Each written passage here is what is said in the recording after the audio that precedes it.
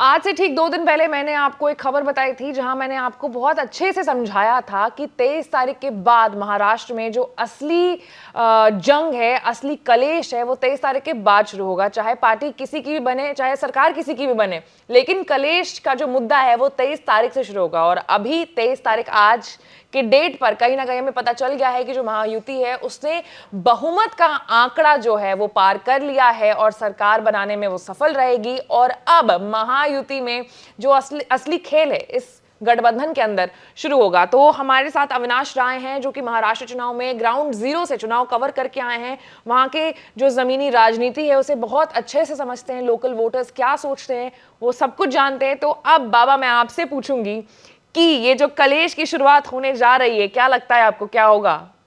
अब असली मजा आने वाला है। अब इसको कलेश ना कहिए, अब कोई कलेश जैसा जो शब्द है ना वो अब नहीं लगता है कि होगा। क्यों? ये कलेश तब होता हाँ। जब भाजपा 100 से नीचे होती। अब भाजपा अकेले 120 के आसपास जब दिखने लगी है और 145 की ही उसको जरूरत है, तो अब भाजपा तो किसी भी तरह से समझौता तो नहीं करने जा रही है। और ये तय है कि कोई कलेश चाहे जो जितना करे, लेकिन मुख्यमंत्री तो देवेंद्र फडणवीस ही होंगे, इसमें कोई इफ और बट नहीं है। भाजपा गलती कर चुकी है बिहार में, भाजपा गलती कर चुकी है नीतीश कुमार को सबसे छोटी पार्टी होने के बावजूद मुख्यमंत्री बना के, और नीतीश कुमार के कंधे पर सवार होकर के ही भाजपा वहां पर राजनीति करती रही है। चाहे जो भी हो जाए नीतीश कुमार ही है, नीतीश कुमार का साथ छोड़ा तो भाजपा वहां से अलग हो गई थी। तो वो एक गलती कर चुकी है कि नीतीश कुमार को हटा करके वो वहां पे काबिज नहीं रह सकती है। लेकिन महाराष्ट्र में पूरा का पूरा सीन उलट गया है। 2019 में जब उद्धव ठाकरे ने साथ छोड़ा भारतीय जनता पार्टी का, तो भाजपा को समझ में आ गया कि अब हमारे साथ कोई नहीं है, हम सरकार नहीं बना सकते हैं। उद्धव ठाकरे की जब पार्टी टूटती है एकनाथ शिंदे के नेतृत्व में, तो मजबूरी थी भारतीय जनता पार्टी की कि हमें जो भी थोड़ा बहुत मिलना है सत्ता में हिस्सेदारी, वो वाया एकनाथ शिंदे ही मिलेगी। और एकनाथ शिंदे मुख्यमंत्री से कम किसी चीज पे राजी नहीं होंगे, क्योंकि अगर उससे कम पे राजी होना होता तो वो तो उद्धव ठाकरे ही उनको दे देते। लेकिन अब फिर कुल मिलाकर के तो बात यह है ना कि एकनाथ शिंदे अभी एट प्रेजेंट हैं सीएम महाराष्ट्र के, उनके दम पर ही चुनाव लड़ा गया। जो लोकल वोटर्स हैं, जो वहां के मूलवासी हैं, वो एकनाथ शिंदे को ही अपना सीएम मानते हैं। मराठा जो कहते हैं ना, मराठा चेहरा जो है महाराष्ट्र में इस वक्त महायुति के पास, वो एकनाथ शिंदे थे। तो ऐसे में देवेंद्र फडणवीस का आगे आना, लोकप्रियता के भी मामले में अगर हम देखें तो कुछ स्टैट्स हैं जो ये कहते हैं कि शिंदे साहब की जो लोकप्रियता है वो फडणवीस से कई ज्यादा है। ये तो स्वाभाविक तौर पर, अगर शिंदे साहब की लोकप्रियता नहीं ज्यादा होती तो शिंदे को मुख्यमंत्री बना करके और एंड चुनाव तक तो कायम नहीं रखा जाता। तो इसमें कोई दो राय नहीं है। लेकिन यही बात है ना, पब्लिक ने 2019 में भी किसको वोट दिया था? 2019 में महाराष्ट्र की स्थानीय जनता ने भारतीय जनता पार्टी और उद्धव ठाकरे के नेतृत्व वाले शिवसेना के लिए वोटिंग की थी। एकजुट शिवसेना और भाजपा को वोटिंग की थी। लेकिन जब नेताओं का अपनी अपनी महत्वाकांक्षा बढ़ती है तो बिखर गया। वहां पे उद्धव ठाकरे की महत्वाकांक्षा थी कि हम वहां पे मुख्यमंत्री बनेंगे, तो वो टूट करके अलग हो गए। महाविकास आघाड़ी बनाई, सारे विचारधाराओं से समझौता किया, बाला साहब ठाकरे की विचारधारा से समझौता किया। और सिर्फ उन्होंने ही नहीं किया, बाला साहब ठाकरे की विचारधारा से जब उद्धव ने समझौता किया तो कांग्रेस और शरद पवार ने भी तो अपनी अपनी विचारधारा से समझौता किया और उद्धव ठाकरे की पार्टी के साथ चले गए। तो कुल मिला के विचारधाराओं का टकराव या विचारधारा की बात तब तक है जब तक कि वोटर ने ईवीएम का बटन नहीं दबाया है। ईवीएम का वोटर बटन दबने के साथ ही, नतीजे आने के साथ ही जो व्यक्तिगत महत्वाकांक्षाएं हैं वो तमाम चीजों पर भारी पड़ जाएंगी। तो अब यहां पे वोटर के हाथ में कुछ नहीं है।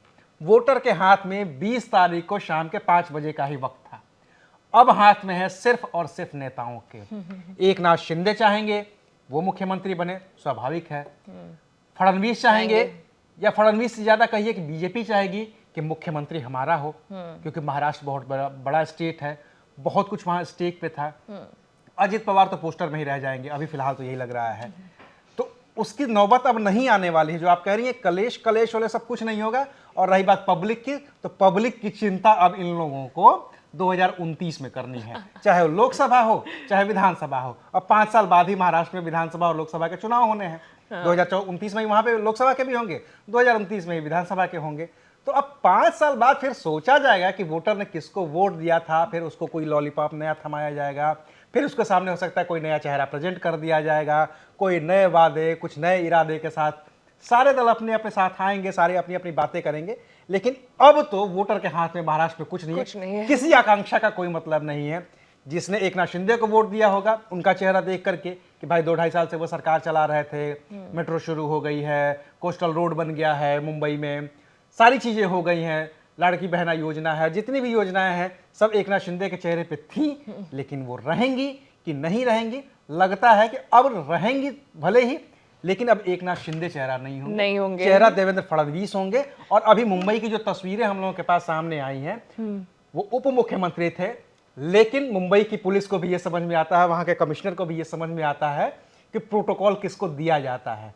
तो इस नतीजे के साथ ही वहां का प्रोटोकॉल बढ़ा दिया गया है, और जो सीएम सिक्योरिटी होती है, उस लेवल की जो सुरक्षा होती है, उससे ज्यादा सुरक्षा अब देवेंद्र फडणवीस के घर के बाहर कर दी तो गई इशारों में अपनी बात जो है वो साफ कर दी है बीजेपी ने। दूसरी बात ये बाबा मैं समझना चाहती हूँ कि जैसा हमने देखा इस बार 2024 के विधानसभा चुनाव के अभी तक के जो आंकड़े सामने आए हैं, बीजेपी अकेले ही जो है अच्छी खासी सीटों पर वो जीत हासिल कर चुकी है। तो क्या अब ये कहा जा सकता है कि आने वाले समय में गठबंधन की जरूरत ना भी पड़े तो भी ठीक रहेगा? स्वाभाविक है ना। एकनाथ शिंदे, अगले चुनाव की बात कर रही हूँ, अरे इसी चुनाव की मैं बात कर रहा हूं, मैं तो अभी आज की ही बात कर रहा हूं। आज शाम तक ये गठबंधन रहेगा कि नहीं रहेगा। अभी जो हमारे पास रुझान है उसमें 125 के आसपास भारतीय जनता पार्टी दिख रही है। 20 सीटों की उसे और जरूरत है अकेले दम पे सरकार बनाने के लिए, जिसमें से कुछ निर्दल भी हैं। मनसे का अगर 1-2 भी जीत जाता है तो वो अकेले बीजेपी को समर्थन देना होगा तो वो देगा ही देगा। निर्दल कुछ हैं ही, और बाकी जो ऐसा टूटने का इतिहास रहा है, चाहे वो शिवसेना का हो, चाहे एनसीपी का हो, अगर 10-15 को वहां से टूटना पड़ता है, तो अगर 2/3 बहुमत, 2/3 टूट के चले आते हैं, तो पार्टी से सदस्यता जाने का भी कोई खतरा नहीं रहेगा। वो पार्टी भी खत्म हो जाएगी और बीजेपी अपने साथ सेव कर लेगी। फिर उसको न किसी शिंदे की जरूरत होगी, न किसी अजित पवार की जरूरत होगी। अजित पवार भी अपने विधायकों को नहीं रोक पाएंगे, क्योंकि उनके विधायक पूछ लेंगे कि आपने क्या किया था। शिंदे के भी विधायक शिंदे को नहीं रोक पाएंगे, वही पूछ लेंगे कि आपने क्या किया था। आप हम लोगों को लेकर के इसलिए आए थे ना कि हम सरकार में रहें। अब आप मुख्यमंत्री नहीं रहे, लेकिन हम सरकार का हिस्सा होंगे। 20 की जरूरत पड़ेगी, वो 20 चले आएंगे, कहीं ना कहीं से आ जाएंगे। 6-7 पार्टियां हैं और सब टूटने को तैयार हैं। कांग्रेस छोड़ दीजिए, अगर सत्ता का मोह ही ऐसा होता है। कम से कम दोनों शिवसेना तो टूटने को तैयार है, और कोई टूटे या न टूटे। अब क्या है करियर आगे एकनाथ शिंदे का? नहीं लगता है कि अब कुछ ज्यादा करियर है। हाँ। अब नहीं लगता है। अगर बीजेपी ये 100 से नीचे सिमटी होती तो बीजेपी की मजबूरी होती कि उसे 45 सीटों के लिए ही सही एकनाथ शिंदे के पास जाना पड़ता। 45 सीटों का जुगाड़ आसान नहीं होता है। हाँ। लेकिन अगर उसे 15 सीट 20 सीट ही चाहिए होगी ना, तो वो आसानी से जुगाड़ कर लेगी, और उसके लिए किसी शिंदे की, किसी अजित पवार की, किसी की जरूरत नहीं होगी। किसी भी पार्टी को वो कहेंगे और वो 20 विधायक एक साथ टूट करके पूरी पार्टी के साथ चले जाएंगे, जैसा एकनाथ शिंदे ने किया था। वो भी तो पूरी पार्टी लेकर के ही आए थे, मुख्यमंत्री बन गए थे। ये पूरी पार्टी लेकर के आएंगे, 2 उप मुख्यमंत्री बन जाएंगे, उनमें से क्या दिक्कत है। मुख्यमंत्री देवेंद्र फडणवीस, 2 उप मुख्यमंत्री बाहर के आए हुए, 2-4 कैबिनेट। बीएमसी के लिए अगली बार का कह दिया जाए कि भाई बीएमसी चुनाव आ रहा है, आपकी पार्टी को ये दे देंगे, काम खत्म। कौन अजित पवार, कौन एकनाथ शिंदे, कोई जरूरत नहीं। देवेंद्र फडणवीस को देख करके वो मुझे बात याद आ गई कि अगर शेर 2 कदम पीछे लेता है तो आप ये मत समझो कि वो जा रहा है वापस या फिर हार मान गया। वो और लंबी लीप लेने के लिए वो 2 कदम पीछे कर रहा है। आप याद करिए ना 2022 की वो प्रेस कॉन्फ्रेंस, जिसमें देवेंद्र फडणवीस कह रहे हैं कि एकनाथ शिंदे हमारे मुख्यमंत्री होंगे। वो आदमी कह रहा है जो खुद मुख्यमंत्री रह चुका है, और मैं इस सरकार का हिस्सा नहीं रहूंगा। वो ये भी कहते हैं, शाम को कहते हैं कि मैं इस सरकार का हिस्सा नहीं रहूंगा। फिर दिल्ली से फोन जाता है कि आप सरकार का हिस्सा भी रहेंगे, और आप अपने पोस्ट से छोटी पोस्ट पर भी आपको संतोष करना होगा। और जो मुख्यमंत्री रहा है वो एकनाथ शिंदे के साथ डिप्टी सीएम की कुर्सी संभालता है, लेकिन डिप्टी सीएम की कुर्सी संभालने के साथ ही उसे बड़े मंत्रालय मिलते हैं, गृह मंत्रालय मिलता है। तो इस तरीके से उनको मैनेज किया जाता है। लेकिन देवेंद्र फडणवीस को पता है कि कमबैक मेरा कब होगा। हाँ, तो बहुत 23 नवंबर 2024 है। जो है वो देवेंद्र फडणवीस का दिन है। उन्होंने कमबैक किया है, और आप शाम का इंतजार करिए। अभी हम ये दोपहर की बात कर रहे हैं, मुश्किल से 10-12 राउंड की गिनती हुई है। शाम का इंतजार करिए, देवेंद्र फडणवीस ही किंग होंगे और कोई किंग मेकर और मेकर कुछ नहीं होने वाला है। बिल्कुल, इस बार चुनाव में बीजेपी ने साबित कर दिया है कि उसे किसी की भी जरूरत नहीं है। और महाराष्ट्र, क्योंकि हमेशा शुरुआत से महाराष्ट्र की जो राजनीति रही है वो बहुत ही ज्यादा अप डाउन, मतलब कुछ कहा नहीं जा सकता है, वैसी राजनीति हुई है। लेकिन इस बार बीजेपी के परफॉर्मेंस से ये चीज साबित हो गया है कि बीजेपी को किसी की जरूरत नहीं है। जैसा कि आपने कहा कि कोई पवार, कोई शिंदे अब नहीं, अब सिर्फ चलेगा तो फडणवीस ही चलेगा। अब महाराष्ट्र चुनाव, झारखंड चुनाव में क्या कुछ अपडेट आ रहा है, उन सारे अपडेट से आपको अपडेटेड रहने के लिए हमारे चैनल को लाइक, सब्सक्राइब और शेयर करना होगा।